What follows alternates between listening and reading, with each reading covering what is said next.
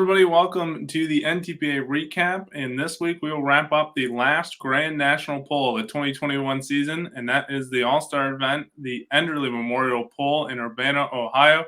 John, almost every class there in Urbana. We had some regional action. We're going to focus on the Grand National action, and we had about 5 pullers in each class that you can think of there on Saturday night. It was an excellent show, both the regional and Grand National halves of the session. And I will point out that I also have an opportunity for you to recap the Regional National in audio form right now on our website, ntpapull.com. The overnight drive report for this coming week that appears on the overnight drive program with Steve Summers out of Cincinnati. I've taped that for about the regionals, so we'll focus on the grand here, and we'll give you a chance to review both of those via the NTPA multimedia this week. Absolutely. We'll move into our super farm class, and Ryan Anderson, who was our champion, had quite the weekend at Enderle as well. Yeah, he made kind of a shocking move, turning down a 358-foot test pass. And at Enderle on a fresh track as the test hook in a division where the first hook tends to have a bit of an advantage, it was a surprise to everybody that he turned that down, but he came right back and backed it up with a 346 that also won the class over Jason Benser's strong run of 344 in his first attempt in Champaign County. Yeah, and Lee Butts would come across in third with 343. Dave Whalen would finish in fourth with 339. And Russ Freeze with Deer Tracks would finish in fifth, rounding out the class with 335 feet. Yep, that was kind of expected. You have an 11-foot difference between first and fifth, and that is typical for super farm pulling. So good to see that. Good to see the class represented so well by its 5 participants. Yep, good class there. And on the other track, there was the modified class, and it would be Jeff Rose and Giddy Up taking the win with a 368-foot pass. Just talking to Greg Randall this afternoon, and he believes, and I need to do some investigation to make sure this is the case, that Ricky Rose, and alongside Jeff, would have the record for the most appearances at Enderle in both unlimited and modified in the same session. And I would not doubt that. He thought maybe Dave Banter back in the early days when they ran both of those, but Ricky would have the most appearances with the same chassis basically in the event twice. That is a very interesting fact to know there. And Jeff now has a 2 Enderle winning streak, so a strong performance by Jeff. He's got that triple dialed in for that track. Yeah, he would just edge out Tom Owens and Ramblin' Rose by 3 feet, as Owens was at 365 feet. Brett Berg and Moneymaker was 356 for third. Doug Christensen and Pack Rat 4 was fourth with 343, and Corey Kielmeyer in Double Trouble was fifth with 309 feet. Maybe a slight surprise, but not to those who have viewed the class all year long, that Tommy Owens would make such a strong run at the Enderle in his first appearance there. He has made a very steep learning curve out of this year, and I think he'll be a threat next year in the division overall. All right, we'll keep moving along the list since it is pretty lengthy here tonight. We'll just jump in to the next one that I can pull up here, and that's the super semi class. And Pat Elin, in just passing through in class, would win with 342 feet. Ryan Lathrop and Nikki's Nightmare would finish in second with 335. Ryan Dubrow and Playing with Fire at 329, rounding out the podium. Then Tom Elin and Keep On Truckin' with 313 in fourth, and Ben Gordon and Let Her Rip Tatership in fifth with 222 feet. Pat Island gets his Enderle with a shower of sparks there at the end. Those of you who saw it in person or on ntpa.tv know that he probably wouldn't have had enough clutch left for a second pass, but it's one run and done at the Enderle, and so he had her set just right for that. Brian Elthorpe goes home a second place participant this time around after having won the Enderle a couple of years in a row. I want to say back in 17 and 18. Ryan DeBrew won it out of the runner-up slot in points in 19. But Elthorpe had 2 wins coming in. I would consider the favorite given his championship year, but Pat got past him. Yeah, and there, as we go through the list, you'll see that a couple of the points leaders that came in or champions coming in actually did not end up, they were in the top 3 or 4, but not having a great night in Enderle. So Yep, and some of them, by having taken the test hook position, had 2 shots at it. Even not too many turned their first hooks down, but that is a natural advantage that is not the case most of the time through the season. You don't get to choose your number most of the year, but at the Enderle, we give the champions that advantage, and that was not by any means an automatic to the podium. So it still takes a strong performance going down the track, whether you're pulling first or fifth. But we did have quite a number of champions who did make representative passes and good on all of them. Yep, absolutely. And like you said, John, really, I think there might have been, I think I count on one hand, maybe less than one hand, how many people actually turned down their test hook to come back and pull again. So yep, it really would have taken, and that goes to the regional as well, which don't have the choice of draw, but some of them obviously were test hooks, and if they had an issue with their first pass, they thought they could improve it just under the normal circumstances, would have turned it down. Yes. All right, we'll move on to the light unlimited modified tractors, and it would be Steve Bollinger and Money Pit taking the win with 345 feet. Jason Gibson and Youngblood Jokers Wild would finish second with 338. Doug Theobald and Full Blown Wicked finished third with 335. Keith Wason Sr. and Super B would finish fourth with 324 feet. And Mike Schoeneman and Night Train, who just had a very rough run, would finish in fifth with 106 feet. Yeah, Mike might have been trying to pull a little too tall of a gear on that Enderle track. It is legendary for making a pretty tough pass out of it in the first 100 feet if you're a little over geared. We were just talking about the choice of the champion in being able to pick test hook, and Steve Bollinger did not do that. He picked third. He wanted to see a couple of passes on that track before he made his money run, and it worked out well for him. He got into the first position out of the third position. Jason Gibson made probably the best run at a twin engine that I think I've seen that tractor make. It was a smoky pass, and he probably still has some engine work to do after it, but it was good to see him up in the 330s and making a strong pass to Enderle. He had to scratch out of it a couple of years ago, I remember, and that had to be terribly disappointing after working all year to qualify for it. Had to scratch out, but this year he made a very representative pass and took second place with that 338. Yeah, absolutely. Gotta love when it seems like everyone turns the wick up just a little bit more there in Enderle, and sometimes they turned it up a little bit too fast, or too much. But good for Gibson there to get a good run in, and Theobald rounding out the podium. We'll move on to our super stock diesel tractors, and it would be Kent Payne and the Super Rooster taking the win with 325 feet, followed by Travis Slaubaugh, your champion, and Bone Twister with 317. Mike Beck and High Tech Redneck would finish in third with 317, and Steve Burge and Lock and Load would have to scratch, would finish in the fourth position. Yeah, Steve Scratch left us a little bit light in that class, but it was still a very entertaining class, even though only 3. And of course, as usual, given the Super Stock Diesel started to get the reputation Super Farm has for close distances. A 317-7 for Schlabach in second, a 317-0 for Mike Beck in third. So that's not very far apart for 2 tractors with that kind of horsepower and wheel speed. But Kent Payne showed him all the way there with the Super Rooster, and boy, just a couple of more passes like that this year, and he'd have really put the challenge to Travis for the championship, but something to look forward to next year and a nice feeling going into the offseason for Mr. Payne. And it's also worth noting, and we will have them posted to ntpapool.com at some point, is Darren Hartwell's Grand National Champion interviews featured Mr. Payne's name in more than just the Superstock Diesel class. He is a big part of Brian Elthorpe's program in Super Semi and Ryan Anderson's program in Super Farm. And so both of those winners had a lot to say about Kent Payne's diesel expertise there. So he may not have won a championship for himself this year, but he won 2 others. Very interesting. Good to know. We'll look forward to seeing those, and we'll move on to another diesel class, and this time we'll move over to the trucks, and we'll go to the Superstock Diesel 4x4 truck class. And it was Shane Kellogg in the Trump truck, winning with 338.4 feet. Todd Dugan and Angry Shine would finish in second at 336, followed by Todd Dugan again in the Angry Farmer Penetrating Spray truck at 313. Nick Gillette and Top Shelf would finish in fourth with 301 feet, and Brian Withrow in the Nut Job 2 would round out the class at 188 feet. Yeah, Shane was unable to capitalize on his championship year and converting that into an Enderle win a couple of years ago. So he comes here as an at-large participant, as it were. We had to go down the order a little bit because of some other commitments that our original invitees had made.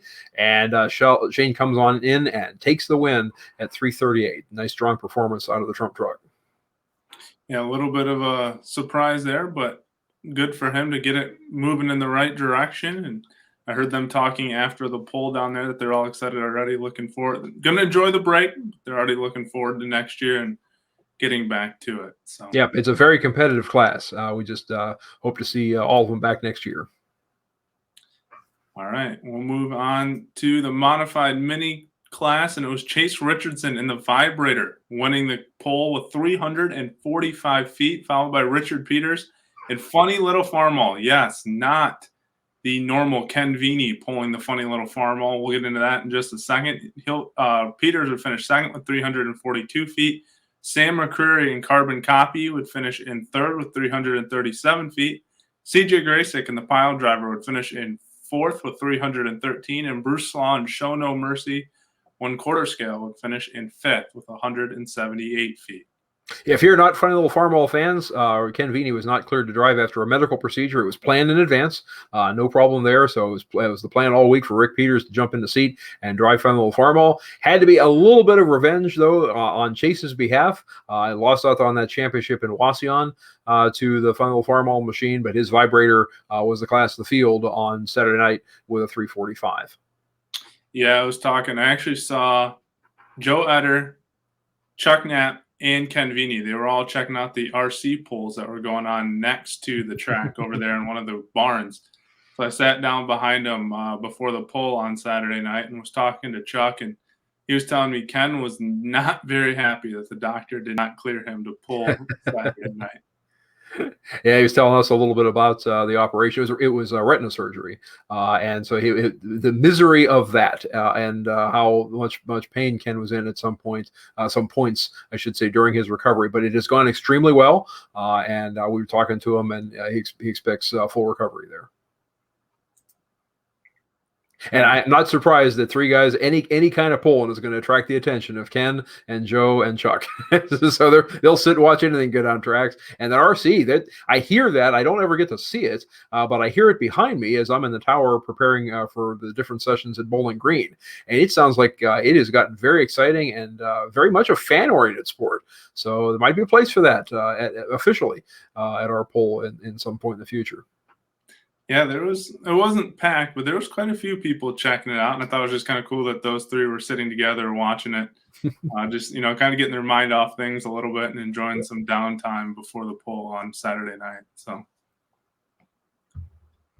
all right, we'll move on to our light super stock class, and it was Rex Kuhn in the Commander taking the win with 335 feet. Adam Spiegelberg in the Detonator Black would finish second with 323 feet. Zach Linville in the Ridge Runner would finish third at 314.2. Marcus Weddleson in Gunpowder and Lead in fourth at 299 feet. And Mark Hootman in the Hooters Scooter at 268 would round out the class in fifth.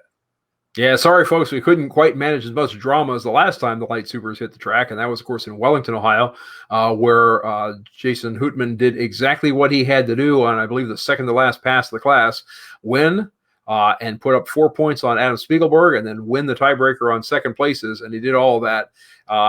In the Grand National Champion interview I talked about before with Darren Hartwell, don't want to give all of it away, but I will say that Rex described that as a 2 outs and bottom of the ninth moment for those guys. And of course, it was Jason in the seat driving, and Rex was off to the side talking to folks about they've really left the door open for us. We can do this. And then everybody just scattered. They walked away from Rex and left him by himself to do the point calculation.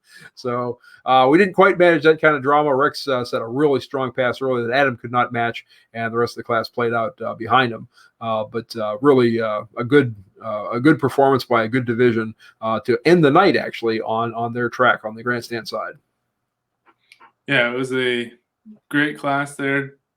12 feet between first and second, and then kind of in bits and pieces in there. But congrats to Rex Kuhn, and we'll get ready.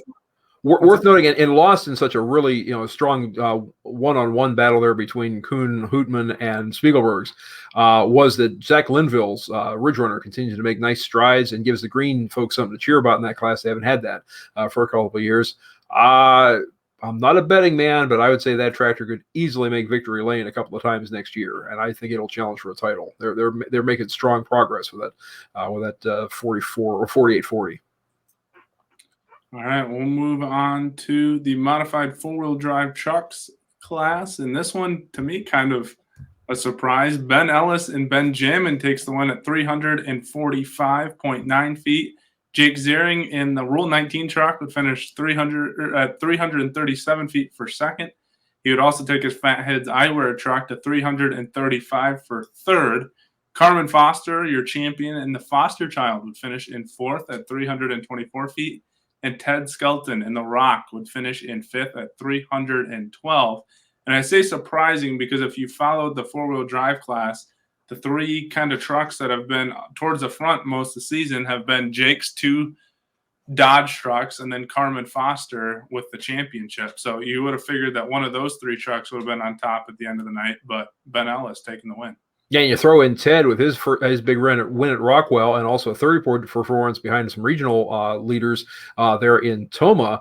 And you say, well, each have had their moments of brilliance this season, but Ben saved his for last. And in the process, I didn't see what happened at the end of the run. The crowd is a little bit in my way there in the tower, but it didn't sound a bit good. But it died a hero, whatever he's got there for an engine block that's left at 345. He did what he needed to do to keep himself out in front of Jake's two trucks.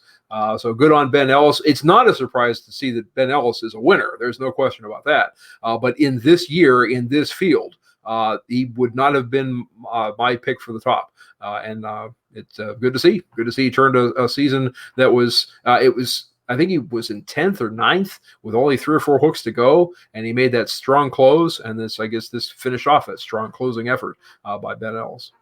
Carried that momentum right till the end. And yeah, you're right, John. I forgot about that. I remember the crowd kind of made some noise about the way that truck sounded. The announcers mentioned it that, it doesn't sound so good. But then when the score went up on the scoreboard, it was the winning pass. So yeah, I don't know whether they got a shovel or a spoon, what the size of the parts were, but I'm sure there was something laying on the track after the sound of that thing. But all right, we'll move on to the Pro Stock class, and it was Julia Ray and Mac Daddy taking the win with 350.3 feet. And it would be her dad, Mike Connie, right behind her with Mac Nasty at 347 for second. Mark Lawyer and Wrapped Up would finish in third for 338 feet. And the John Deere top 4 would continue with Danny Smucker and Rampage at 332 in fourth. And the only international in the poll, the Tim Kane and the Red Gambler, would finish in fifth at 326. Congratulations, of course, to Julia. And every Enderle win is special, and it was against a tough crowd. But one just has to wonder, what if Rob Russell would have been able to make it? So that we were down a champion there, and it was still a very entertaining class. But that was the showdown I was looking to see, is Russell one more time against those two Connie Mack tractors. Julia, of course, wins it, and legitimately so. And Mike shows the strength of that team in taking second. So a top 2 sweep for the Connies. I think, you've mentioned it through a couple classes. If the Connies can continue the runs they had, especially the second half of the season, trying to close that points gap on Rob, and Rob comes in as consistent as he was all year, that could be another big points battle that probably wouldn't get to 20 points, but would be fun to watch all next season. Yep, all about consistency, really, in the Pro Stock class. They have so many hooks, and there's so many opportunities to fall off that tight wire. You just have to stay out on it all the time, and Rob did, to his credit. All right, that leaves us with 2 classes left, and we left these 2 classes for a reason. And if you were watching on NTPA.tv or you were there at Enderle, it's because they were fun to watch from the stands. We'll go to the modified 2-wheel drive truck class, and Clay Chastain and Fistful of Dollars would go 392.2 feet to take the win. Jesse Petro and Buckeye Holler would finish second with 377.3 feet. Christy Seacrest and Nothing Easy About It with 362.2 for third. Jesse Petro again coming back with Kathy's Complaint in fourth with 362.1 feet, and Chad Haggerty in Hillbilly Hot Rod stacking them in there in the fifth place spot at 361.0 feet. So you go to the Enderle and you post a 361 distance, and they tell you you're in fifth place. That's a rough outing there, I guess. But Chad Haggerty had a really nice season and closed to get that Enderle berth, kind of like Ben Ellis did at the end of the four-wheel drive season. Chad did at the end of the two-wheel drive season. I think he figured out the tracks and some competition, and I look forward to him making some noise in that division next year. But what can you say about Clay Chastain and his pass at 392? I had occasion to look up what was the longest distance in Enderle history a couple of years ago because Joe Ader said it. I was pretty sure it didn't happen at Fort Recovery. We don't have 390 feet at Fort Recovery. But Joe put down a 395 in the unlimited division last year, and I wanted to verify and did that at least as far back as 2006, nobody had ever exceeded that distance. So Joe, at that point, owned the number one, and Clay, for about 15 seconds, as we'll soon discuss, had the second longest distance with that 392 and 2. Yeah, and you got to think, if you're anyone in this class, really. Like you said, if you're sitting there at Chad, you're like, man, I pulled 361 and that was fifth. And, Jesse puts on a 377, figuring, I guess the way it worked is Clay actually had the first pass, so everyone knew what they had to get to. But still, no one can really hang their head with the pass they made because it's not at all over 350. No, it's a very exciting class. Just all the drama was sucked out of it there at the beginning, but the play for second was certainly interesting because it didn't seem like anybody was going to be able to touch the 392. But you look at Jesse's two passes together, and if I'm doing the math correctly in my head, that would be 739. So he went almost 740 feet in two passes down the track, and it was good for second and fourth place money. So, all right, and that will leave it to our final class of the night, and John kind of alluded to it in the modified class. He would do it again. Joe Eder in Polar Air, 392.24 feet to take the win. Chuck Knapp, the kind of almost rivals between these two this year, with 370 feet in Screaming D. Dave Richardson in Foursome in third with 369.6 feet. Mark Cole and the Gambler at 331.5, and Ricky Rose and Giddy Up coming back for a 326-foot pass to round out your unlimited class. And once again, you said you wished in the Pro Stock class you could have seen Rob and the Connies go at it. This time we get to see Eder and Knapp go at it again. One more time. Yep. For all the marbles at the Enderle. And I don't want to be too crazy about numbers, but those of you who know me know I can't help it. 392.240 for Joe Eder. That was 392.215 for Clay Chastain. That is 3/16 of an inch apart on consecutive passes on opposite tracks late in the evening. That's pulling, folks. I don't care. That's just a remarkable effort for both of them, and it is a testament really to how strong these machines are and how many interesting numbers you can get out of polling if you're paying attention. Yeah, and it was the fans got their money's worth because they got to see, I think it was a modified in a mini rod, or I don't remember what the combination was, but they got to see him race down the track, and then they get to see back-to-back passes like this. Yes. I think they had just calmed down from Chastain's pass when Eder left the line, and he goes out and outpulls him by 3/16 of an inch. So yeah, Clay brings them to their feet and Joe to their tiptoes. I don't know where else you go besides you're on your feet. You're already on your feet. It was that exciting. And it was Chase Richardson's winning pass in mini modifieds and Doug Theobald's third place effort in light unlimiteds that were side by side going down the track. And that was also something that brings the crowd to its feet and crazy. So I know when I was talking to Chuck over there with the RC cars, it'll be interesting to see because he said after they got home from where'd they forgot where they locked up the champ. Was that in where did their championship conclude? Oh, I'm sorry, which division? Unlimiteds. Oh, Unlimiteds finished up in Wellington.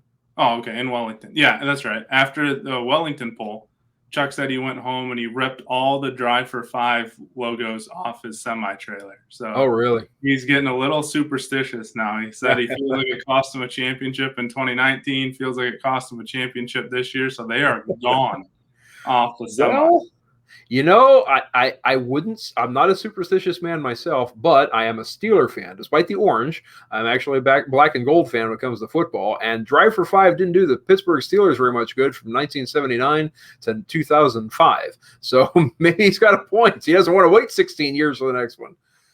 Yeah. So he and I went over there when we were showing the Case IH sweepstakes winners around. They made their stop over at Chuck Knapp's trailer, and I verified the fact they are gone off the semi. So we'll see if that brings them some luck next year. All I know is if we have as good of a battle as we had this year in the unlimited class, it's going to be another fun one to watch. It will definitely. And Chuck does not need superstition to win. A couple of things go just a hair differently this year, and it's him hoisting the title, and I'm sure he'll do that again someday.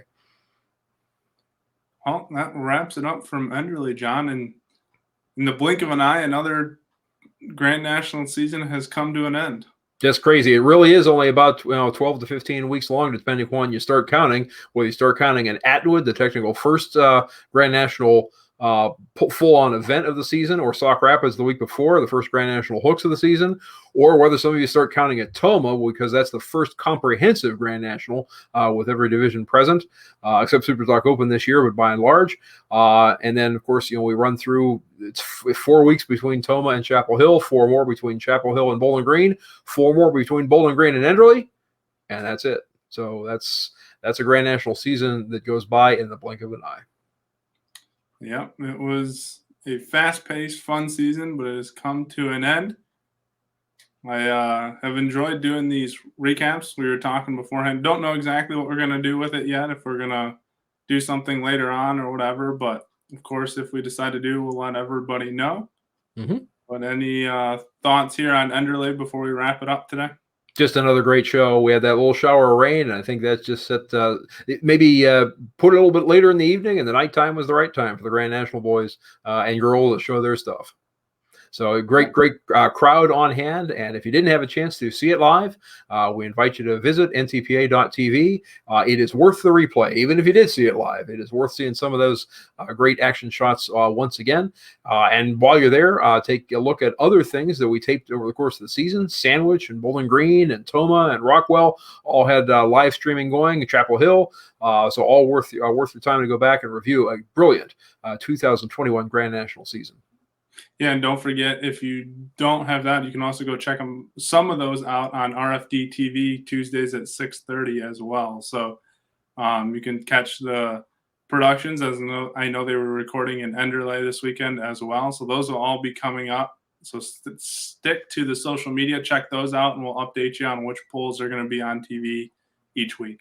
Yeah, there'll be a couple of highlight episodes, but you have to wait all the way till late January or early February for those. As we begin, we just began the television season in August with Toma. So we have a long way to go before we get to the Enderle highlights deep into the TV season. It's all right. We'll give these diehard fans some tractor pulling to watch until we can get into the 2022 season. Indeed. All right. Good working with you, Tom. What's that? Good working with you. It was good working with you too. Thanks, John. Thanks to everybody for watching, and stay tuned to see if we have anything else with the NTPA recap. Have a good night, everyone. Thanks for watching. See you.